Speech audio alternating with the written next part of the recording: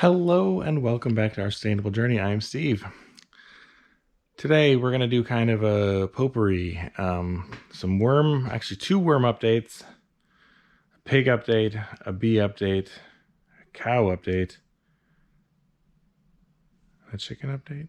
I think everything. I think we hit every animal this week. It's been wild. So stick around.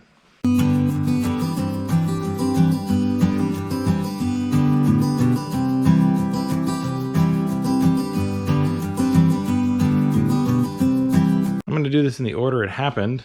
I found more boxes. The problem with so many outbuildings is you put stuff away and then you forget you put it away.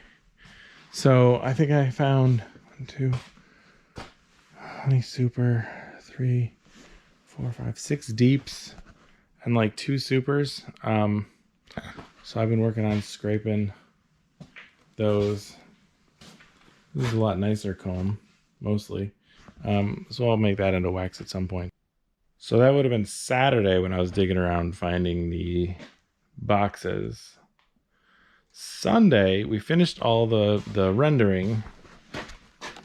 So this is just some of the slum gum. Remember, this is the stuff that is like when you melt down this comb, it's not all going to be perfect yellow wax. There's going to be other stuff. There's going to be bee parts. There's going to be miscellaneous. There's propolis and other things that are mixed in with the comb that gets all rendered down when you pull out the wax. So it was recommended to me to feed it to the chickens or feed it to the worms, and I want to feed it to the worms. So I'm going to put it in our little experiment bin in here. And we'll see how they like it. So here they all are. Actually, I'm going to get them under the light so it's a little bit brighter and so you can see. Okay. So now they're still dealing with that pumpkin, huh? Interesting. All right, guys. Okay, so I will probably, I guess, just put this in a corner somewhere. There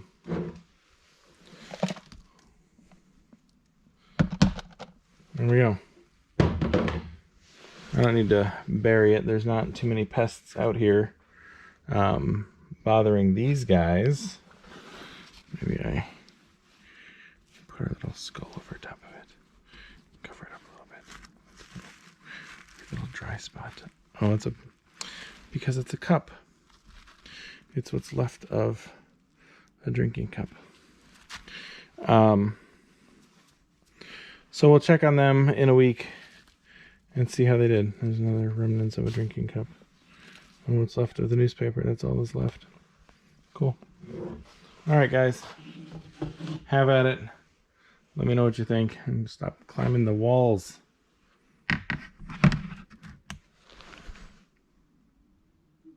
So now we move on to Tuesday. And Monday, we got our grain bin filled. It's covered in tarp right now. You can't really tell what it is. I'll try and post a video. I took a video of the guy filling it. We got 3 tons of chicken feed. And then we put a cover on it because it was supposed to rain and we don't have a real cover for it, so I just got a bunch of tarps and just slapped them up and strapped them on. But this is what we use to hold our chicken feed, and it's here parked in the mud. I'd prefer it to be over there up on the hill, but there was so much mud the tractor couldn't get through it, so we just kind of left it here.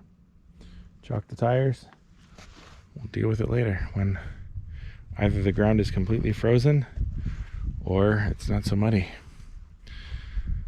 But this is fine. We use the tractor to feed and fill the plastic tubs. I don't have any readily available to show you, but they're basically 4 foot by 4 foot pallet sized tubs. They're like 3 feet high. They hold about 500 gallons of feed, and that usually lasts us a couple of weeks for the chickens. So yeah, so 3 ton, that's going to be a big expense this month. So that was Monday that came in, so we're almost out. Yeah, giant gravity wagon. Basically, it comes out the bottom here. You lift this door up. This spins, lifts the door up, comes down the chute, and then it loads it into the tray, or into a bin. So, and gravity. See, that's the name. It's all angled because it's a gravity wagon. And I think I can probably fit 4 or 5 tons in this thing. But delivery's free, so why not just get 3? Because that's usually lasts 2 months, 3 months with 200 plus chickens. That's good enough for us. So that is the fun stuff from Monday. And on Tuesday, we got our pork. So I'll have to break it down for you, but basically it was 851 pounds hanging weight. It was like 80 packages of bacon and 80 packages of pork chops. These are all pork chops, pork roasts, spare ribs, bratwurst, and then ground breakfast patties, Italian sausage. These are just for me, because they're amazing and I love them. So we got a couple packages of that. Oh, and one more thing. So last time we had the pigs done, we got ham steaks. So like thinly sliced hams instead of the large hams. This time we wanted hams. So here's 4 of the hams. And here's all the bacon. Imagine an entire freezer door of just bacon. Delicious. But then a couple of the hams were 20 pounds. We had them cut the hams in half. There's one there. I think there's one in one of the other freezers. This is the rest of the bacon. And the rest of the breakfast sausage patties are up there. So that's a lot of bacon. And then for the dogs, we got pig ears. There we go. Because the dogs deserve a treat too.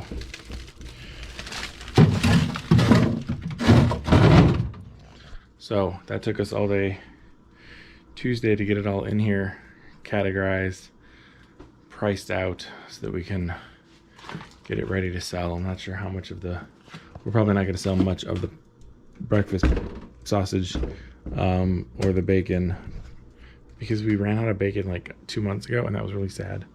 So, and I'm not sure who's going to buy a 20-pound ham, but that's the way we had it done. So that was Tuesday. Let's see if we can sneak up on Ruby. Nope. Get your head in there. You're silly. Look at all this hay you're missing out on. Don't you want this? Ugh. Hi, Bree. So Wednesday, we got a hold of the butcher because Gypsy, the mama over there, is going to get butchered on April 24th. We drop her off on the 24th. They butcher her on the 25th, and we pick her up like 2 weeks later. And she's going to freezer camp. So that's what we got scheduled. If you've been to the store, you know how expensive everything is, and how difficult it is to get dates with butchers. And you probably don't know how difficult it is to get dates with butchers, but usually they're about a year out. We got lucky to get a date in April. So, when you look at my coat, delicious coat. So, the price of everything is going up. The price of butchering, the price of eggs, the price of beef. And the reason the price of beef is going up is because the price of corn went up last year. And so your inputs, as the cost of your inputs go up, the cost of your outputs are going to go up too, right?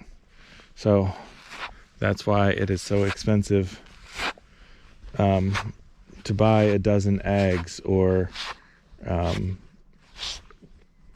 beef, because the cost of corn went up and the labor involved in that went up and everything else. So like our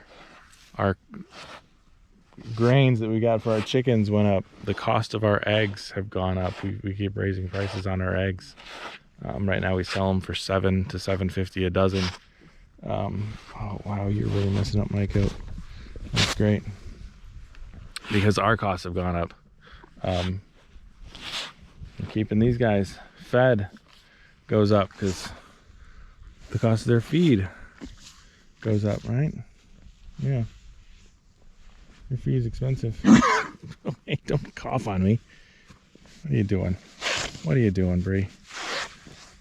Hi, Gypsy. So she'll probably get butchered later this year. But since we just had the pigs butchered, we don't have a whole lot of freezer room. So we wanted to just do one because Gypsy's 3 or 4 right now. Hi. So, what? Really?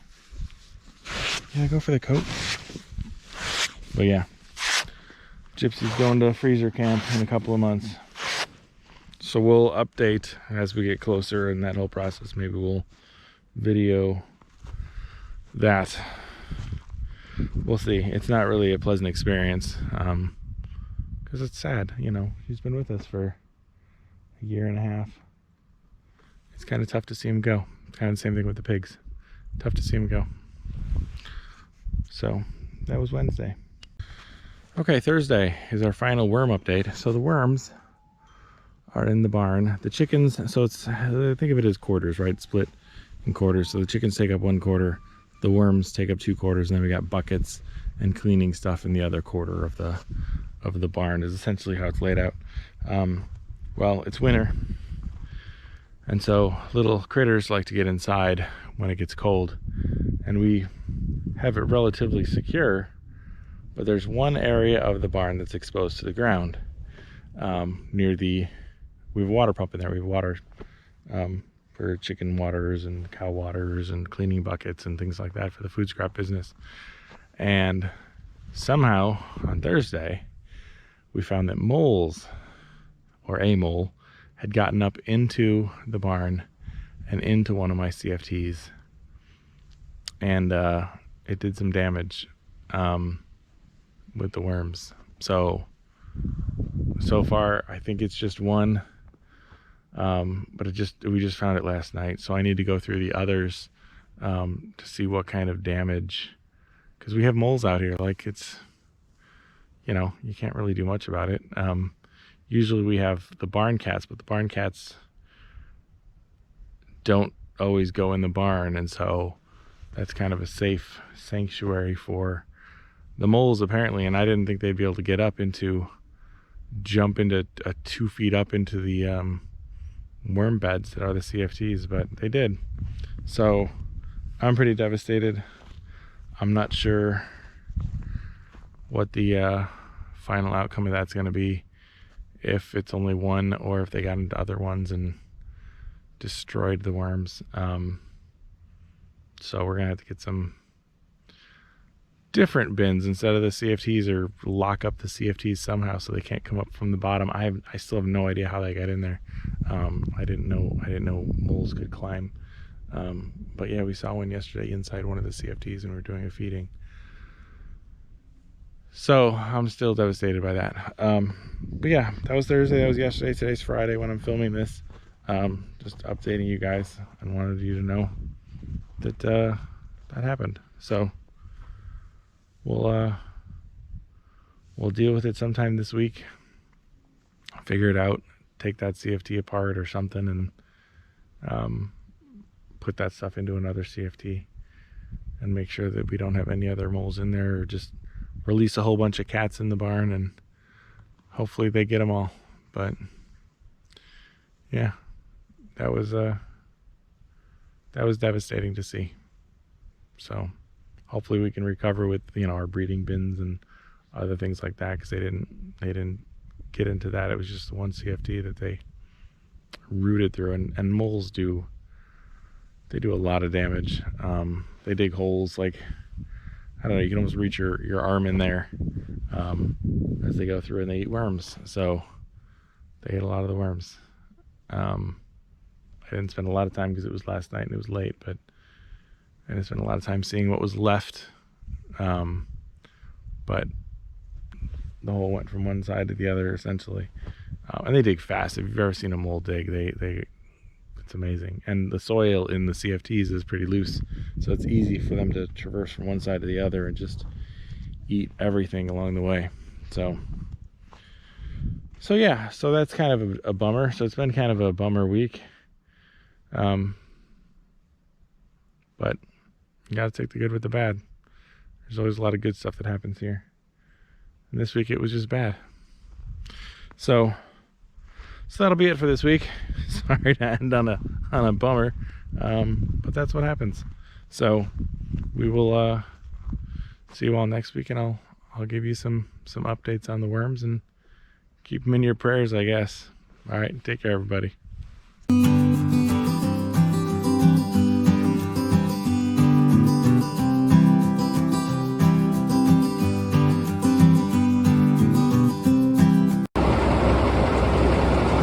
Getting feed for the chickens.